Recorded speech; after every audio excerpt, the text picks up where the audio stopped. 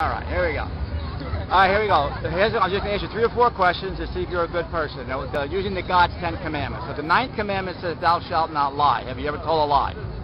Absolutely. Okay, if you do tell a lie, what would they call you? What do they call someone who tells a lie? A liar. Liar. The 8th commandment says, "Thou shalt not steal." In other words, don't take anything that belongs to you, regardless of its value. Have you ever done that?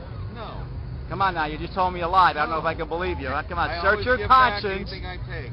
Oh, is that never paper clip, a pen, a gum, never taking it didn't belong to you? Always giving it back. Always giving it back. That's interesting. I'll let you have. My mother taught me differently. I'll let you have that one. All right. Okay. The 3rd commandment says, "Thou shalt not commit blasphemy." That you take a holy God's name and you drag it to the mud using a swear word. Doing it. So you've done that one. Oh yeah. See, but God does. He said He will not hold anyone guiltless who has done that. It'd be like calling your wife and using her name as a dirty name. You wouldn't like that.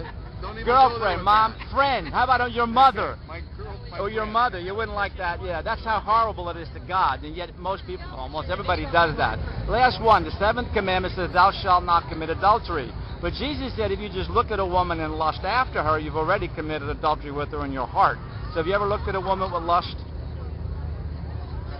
That's a tricky question. I was married for 20 years. I never cheated on my wife, and no, she was always my best friend. Okay. So I'm going to say no. But remember the point with the before question. I was married, I would say yes. Yeah, okay. But the question was, Jesus said if you just look at them, then you've already committed it within your heart. So you didn't have to do the act. It's not just for married people. It's for anybody. No. You don't have blood in your veins? No. You don't really? Okay.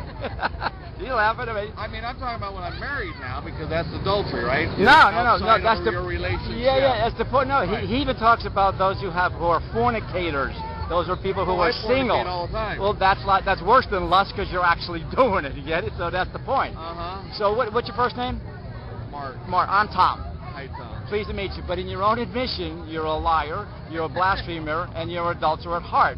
So if you had to face God on Judgment Day, would He find you innocent or guilty based on those commandments? We've only done 4. There's 6 more. Well, I think He'd find me innocent. He'd find you innocent, okay? Now, why is that? Now, you've broken 3 that we know of, but yet you're innocent. How come? You had to dig around for the other 3. I did 3. You said you lied on your own admission. You said you swore, and you also said you had adultery in your heart. Right. So that's 3. There's 7 more. Actually, there's 4 more. I gave it the stealing one. All right. So if you're going to say He's going to find you innocent and yet you violated 3 of His laws, that would be like saying I drive down here on Roosevelt, I'm doing 60 miles an hour, and the cop stops me. He said, "You know why I stopped you?" I go, "Yeah, why? I'm doing fine. I'm in control. I'm okay." He says, "You're speeding." That would be breaking the law. Would I be innocent or guilty? No, you'd be like a politician. Would I be innocent or guilty? You'd be guilty. Guilty. I mean, I know we maybe could buy somebody off. I can't debate that one. But so the same in your case. See, if you've broken God's law, would you really? You'd be guilty. And if you were guilty, where would He have to send you? Heaven or hell? Well, He's going to send me to heaven. Hell. Now, does that concern you?